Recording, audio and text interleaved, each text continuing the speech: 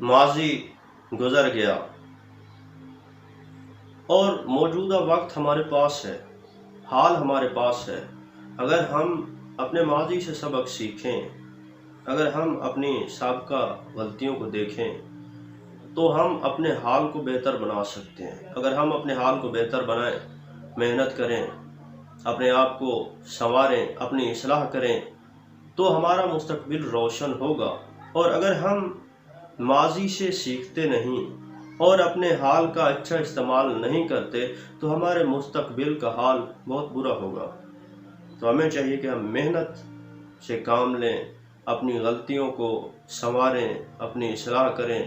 جب ہم ایسا کریں گے تو ہم زندگی کے ہر موڑ پر انشاءاللہ کامیاب ہوں گے، اور یہی کامیابی کا ایک راز ہے۔